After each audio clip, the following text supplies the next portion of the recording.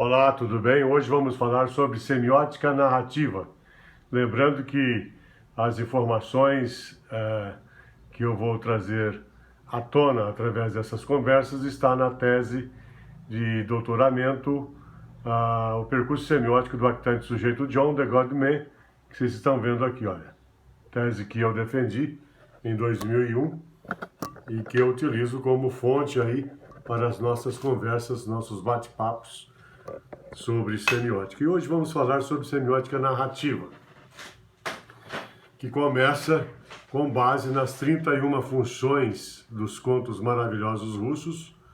O Greimas vai se inspirar no Vladimir Prop, que foi o Vladimir Prop que pesquisou e descobriu que os contos maravilhosos eles têm 31 funções.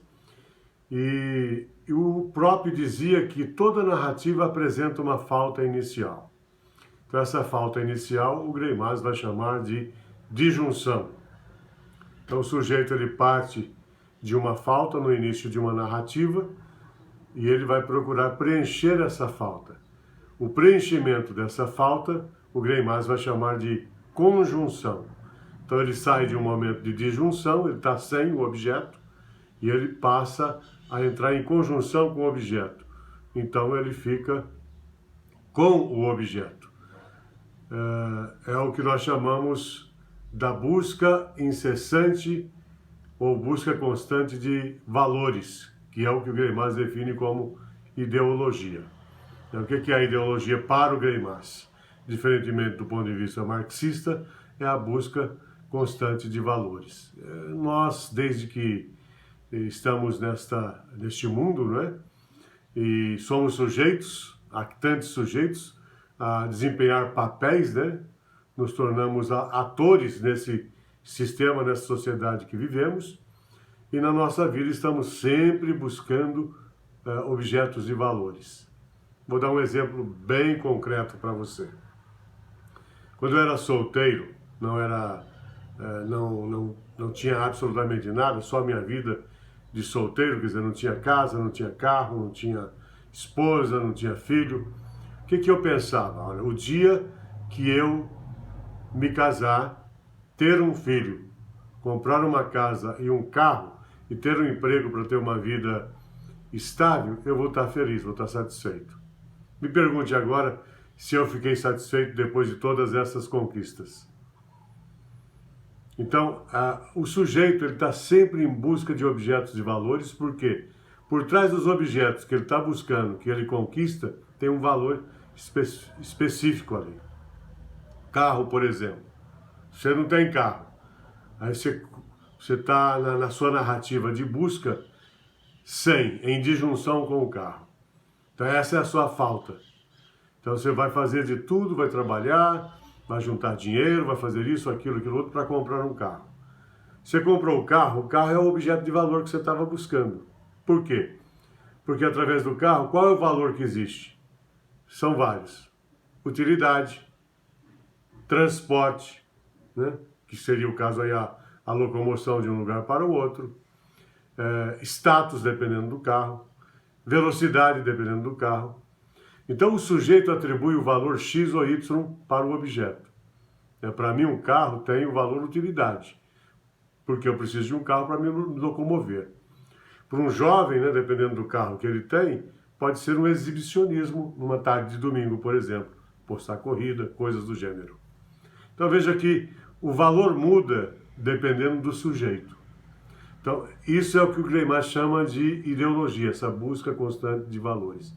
E a impressão que eu tenho é que quando acaba essa busca, esse desejo de ter objetos, né, o ser humano deixa de existir. Parece que esse é o próprio percurso da vida, né? Corre, busca valores até você encontrar o objeto de valor necessário, ou aquele que vai te preencher. Mas a impressão que tenho é que nunca somos preenchidos, sempre falta alguma coisa. E essa é a razão da nossa existência, essa falta, né? Então, qual é a sua falta? Com o que você está em disjunção? Com o que você está em disjunção? O que você precisa buscar na narrativa da sua vida? Então essa é uma reflexão que o termo ideologia dentro da semiótica nos leva a ter, né, essa reflexão. Mas voltando então à semiótica narrativa do Greimas, ela começa inspirada no Vladimir Prop, que dizia que toda narrativa apresenta uma falta inicial. Greimas vai chamar essa falta de disjunção. Então, todo anunciado apresenta essa falta inicial, reveladora de um sujeito em disjunção com um determinado objeto de valor. Estou lendo agora a minha tese. Assim, a semiótica narrativa vai analisar uma sucessão de estados de um sujeito que, disjunto de alguma coisa de valor, vai percorrer o programa da busca para suprir aquela lacuna inicial, por meio do que Greimas chama de programa narrativo. O que é um programa narrativo? Então, vou citar o Greimas. Um sintagma elementar da sintaxe narrativa de superfície, constituído de um enunciado de fazer que rege um enunciado de estado. Porque o sujeito busca, então tem uma ação do sujeito. Por quê? Porque ele quer entrar em conjunção com o valor felicidade. Por exemplo, quando você casa-se, se é solteiro, você vai casar-se. Por quê? Porque o casamento, ele vai te trazer o quê? Felicidade. Pressupõe-se, né? Há muitos casamentos desfeitos, né? Que são, na verdade, uma desgraça, ao invés de ser uma felicidade.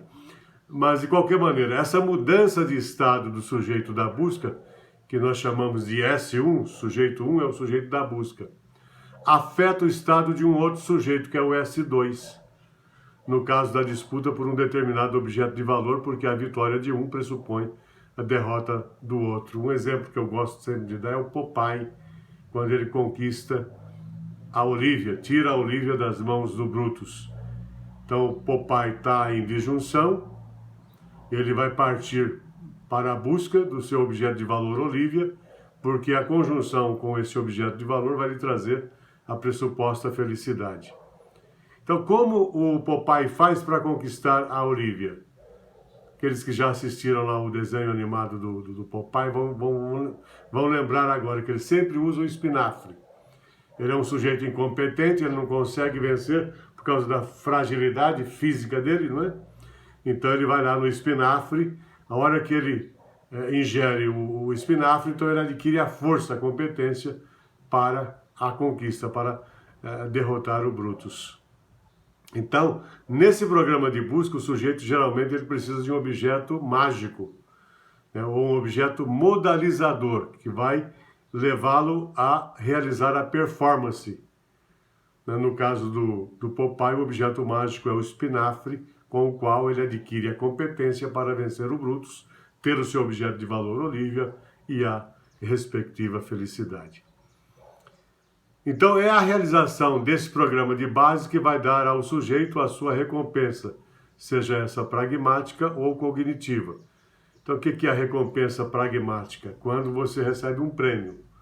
No caso do Popeye, o prêmio dele é a Olívia. Então é uma recompensa pragmática, é uma autossanção, porque ele é o próprio sujeito destinador. Ele, pelo seu sentimento pela Olívia, o sentimento o manipula a ser o sujeito destinador e operador ao mesmo tempo desse programa narrativo para a conquista da Olívia.